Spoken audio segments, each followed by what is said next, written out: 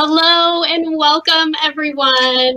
We are so excited to be here today as part of the Wellness and Wellbeing Summit as we share about our journey and study with mindfulness. My name is Dr. Heather Bertrand. I am an assistant faculty member with Point Loma Nazarene University in the School of Education, and I'm joined by my wonderful colleague.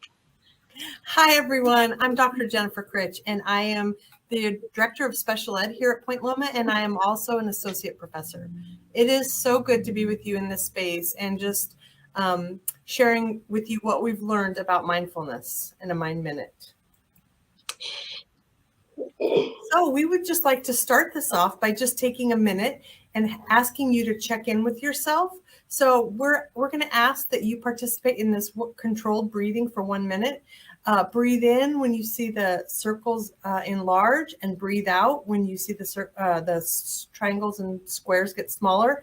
And just be thinking about where you are, what your space feels like, what your body feels like. If your mind wanders, just gently bring it back. This will be just 1 minute of controlled breathing. So please take a second and breathe with us.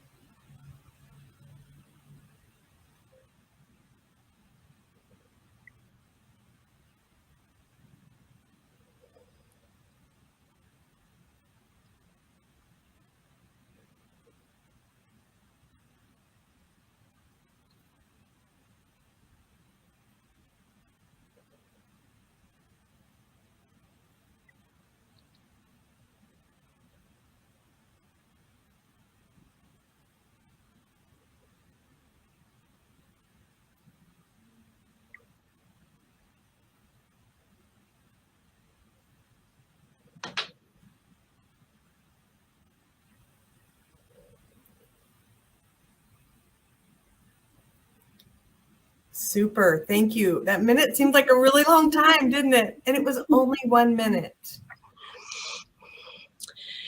And that was just one example of what a Mind Minute might look like. And just taking that intentional time to check in with yourself, your mind, your body, be present in that moment, not thinking about things that have occurred in the day previous and what's to come, what's on your to-do list, just taking that time for you. So why did we pursue taking a deep dive into this Mind Minute? And Jen and I work in the field of education. We have a combined 48 years in the field. And as educators, definitely experienced a lot of firsts with the pandemic. And while our teachers were transitioning back into their classrooms, we are the School of Education, and we assist pre-service teachers with their certification. So as they were transitioning back to their classrooms, stress was high. It was radiating in our classrooms, and just trying to find a space that we could be intentional to allow them that Mind Minute to reset and refocus before we started our class time with them. And it was really that safe, intentional space that we were looking after. And you can see why. Taking a look at some of the research, in 2021, Leichman found that 17 to 44% of new teachers were leaving the profession.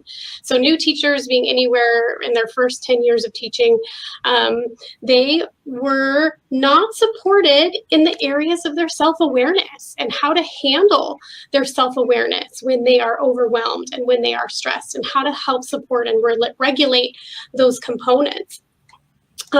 Digging deeper, we realized that a majority of our teacher service programs don't incorporate that self-awareness piece for educators. We focus a lot on the pedagogy and all the amazing things that go on in our classrooms, but we weren't checking in on that self-awareness piece as a whole nationwide. So really taking a look at this underexplored element within our educational environments. But we really wanted to look at the fact that improvements in classroom climate can really reinforce an educator's enjoyment of the profession, their efficacy and commitment to the profession, and then creating that positive feedback loop that will help kind of prevent burnout from stress and those feelings of overwhelming that they're undergoing in these current times. So that was really kind of our why and where we are headed with our Mind Minute. Yeah. So let me just take a second and give you the definition that we use for our research. And we use this definition. Mindfulness is defined as an awareness that arises through paying attention on purpose in the present moment, non-judgmentally. And we really want to focus on the fact that we don't want people to scold themselves for not being mindful. Because we believe that mindfulness can be cultivated by focusing on the attention of the breath, on the attention of the body, and just being fully present in the moment. So that's the definition that we used moving our work forward. And I will let Heather talk a little bit about how it improves attention and organization. Absolutely. Thank you, Jen. So looking again at the research, we really found that mindfulness can improve attention and organization. It really seeks those higher level brain functions, those executive functions, which then elicit better work habits. And further mindful practice helps us to not perseverate on things that have occurred or will possibly occur. And so that practice of mindfulness, being present in our awareness, can really lessen the drain on our cognitive resources, which are already on overload, right? And utilizing that mindful practice can help us decrease that perseverating over past events and worrying about any upcoming challenges that may occur. Yeah. And the other thing that we found was that focused attention meditation involved paying attention to a single object. And like I said earlier, one's breath, for example. Researchers, Lippitt and others, found that while the mind was wandering, if one would return their attention back to the breath, then they exercise that concentration mechanism in their brains, which then reduces mind wandering later on. Absolutely. And reiterating the importance of that breathing. You guys did it for 1 minute at the beginning of the presentation, and hopefully you felt a little bit more at peace and at ease just after taking that intentional time. And as Jen just mentioned, kind of that mental exercise with the breathing. But the third point that really drove us to this mindfulness practice was anyone can do it. We had no experience previously other than our own kind of digging through what's out there, and experience is not necessary. Anyone can facilitate this practice by just being that leader in the space and organizing those to take that intentional time, playing a quick 1 minute video like we just did.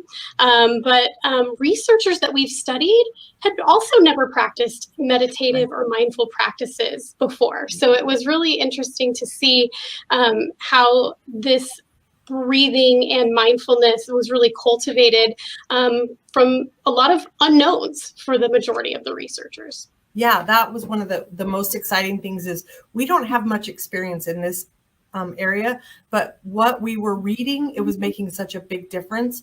And I think the best point is that number 4, it can be really short. It doesn't have to be long. It can be weaved into anything that you're doing. And it is making people happier. And like Heather said, they're connecting back to themselves. So just a short mindful minute is beneficial for everyone. And taking a look more kind of in depth of what a Mind Minute looked like for us in our space. So our Mind Minutes, we invited our faculty and staff to intentional scheduled time during the work week. Our classes with our pre-service teachers and our pre-service administrators also began their 8-week classes. Every week, they began their class with just this quick 5 to 10 minute engagement, this intentional scheduled space where we would regroup, reorganize, reboot together before diving into new content and meetings and our to-do lists. So the various practices that we took a look at our goal was to really cultivate and focus attention on the breath. So the breath being kind of the central component, the body and the mind from moment to moment, really in hopes of better supporting not only the emotional capacities of our participants, but also the physical and spiritual self-awareness needs that our new teachers and administrators and faculty and staff may have. And our core practices over between 4 and 16 weeks, we had the opportunity for participants to participate up to 16 weeks. Some only participated for 4. The majority were somewhere between 8 and 16 weeks. And they practiced deep breathing. We did some easy yoga stretching. No mats were rolled out. It wasn't anything super in-depth. It was kind of practices that you can sit in your desk chair and, take a break from the computer screen, kind of stretch out your neck and your shoulders. So very easy, gentle yoga stretch with that focus on breathing. We talked through some personal mindset affirmations, I am statements, gratitude statements, and those were all, personally processed through some deep breathing practices. We also engaged in some breath prayer. We are a private Christian university, so we did want to make sure that we connected our faith to some of these practices as well. So sometimes we did include a Bible verse and ended our sessions in prayer. And then finally, we incorporated some other creative outlets for individuals. So finding space for coloring and just allowing that time to be creative, but still while relaxing and focusing on the breathing and that meditation practice. Throughout this process, we did have participants engage in a pre-self-assessment. Excuse me. The pre-self-assessment really just took a look at how aware they were in the current space. So it just kind of gave them a foundation, a starting point to see how mindful am I, how self-aware am I in my environment. At the completion of the 16 weeks, participants completed a post-self-assessment, which allowed them to again explore that self-awareness capacity and compare the pre and post scores to see if they did make growth in their mindful self-awareness. But then we also incorporated some qualitative questions. We wanted to know what their thoughts were about Mind Minutes overall. What parts did they enjoy? And we'll talk through some of those additional components as we dive deeper into the information. Thank you, Heather. So we made it as simple as we possibly could. So we built a slide deck, and in the slide deck, we included things like yoga stretch. And this is just one of those simple slide decks that we would use before class got started. And we shared that with our faculty members who taught pre-service administrators, pre-service education teachers in both the gen ed and the special ed realm. And then we also did we used the same slide deck with staff and faculty who we just gave a couple minutes of mindfulness once a week. So you can see how simple it is. We would love to share the slide deck with you if you are interested in something like this, creating a space and time for some mindfulness. But we just wanted to point out how simple it was and how we're so pleased with what the results that we got. We are excited about what the candidates said, and I'll share this next screen with you, and you can see that. And quick shout out to YouTube. We pulled a lot of quick 5 minutes or less videos for stretching and just kind of some musical background, things like that to coincide with our breathing and such. So we truly are standing on the shoulders of giants because they've gone before us, and we fully acknowledge all the work that they've done ahead of us. So I agree with Heather. Thank you for that. Absolutely.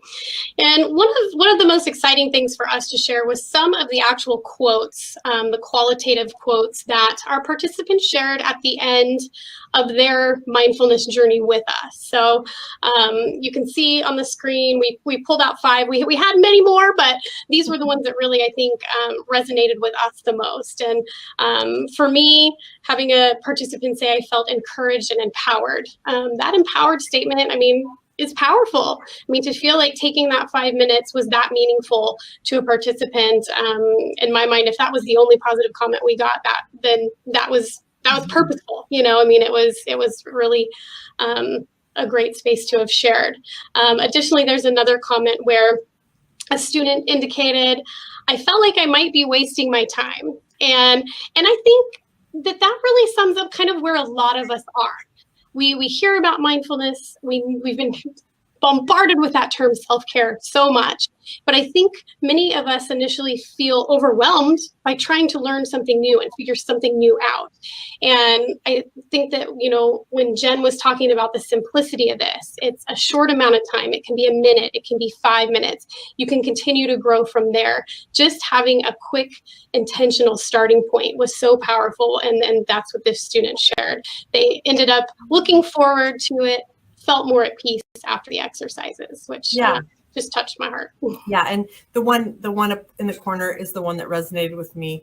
And this was a pre-service administrator. Once the world becomes more mindful, a major shift will happen. And I think everyone who's presenting at this Wellness Institute can see that, and we feel that. And then this person said, and I'm looking forward to it. It's just exciting to see that maybe we can make a big difference in the field and not have so many teachers burn out and move on. So you're probably wondering, okay, who gave us these quotes? Well, these quotes came from participants. We had 51 people participate, and 8% were faculty. 70% were teacher candidates. 8% were staff. And 14% were administrative candidates. So we got a little bit of everybody to kind of participate in the pre and post assessment pieces.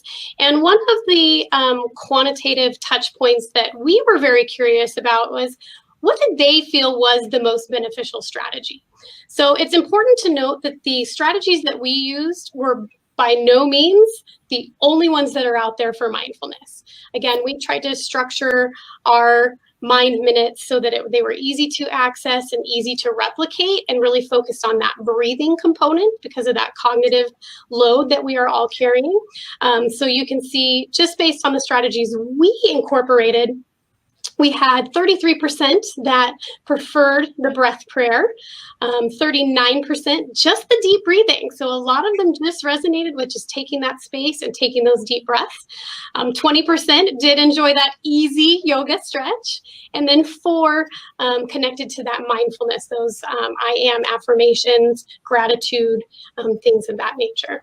Thank you, Heather. I will say I was not one of the ones who got into the yoga stretch. That was more difficult for me.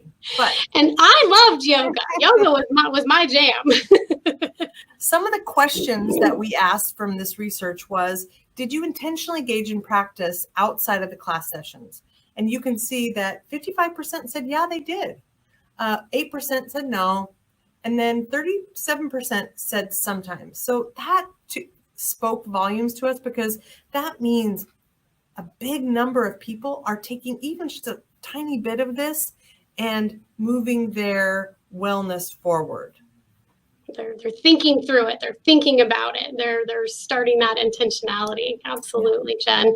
And the second core question we asked is, if the opportunity arose, would you continue to engage in the Mind Minute mindfulness practices in your coursework with your peers, which is how many of them access that, or just in daily work with your colleagues, which is what our faculty and staff did in that intentional time and space?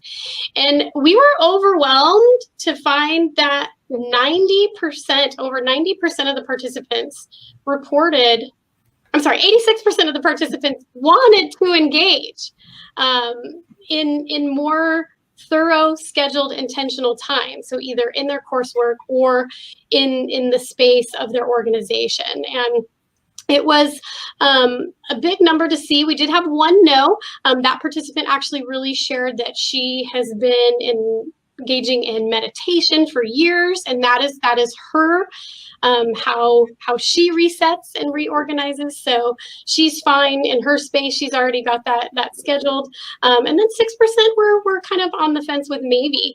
One of the biggest bits of feedback that came from our participants, why they would be a no or a maybe, or why they felt like they needed this intentional space in their courses or with their colleagues, is really the time.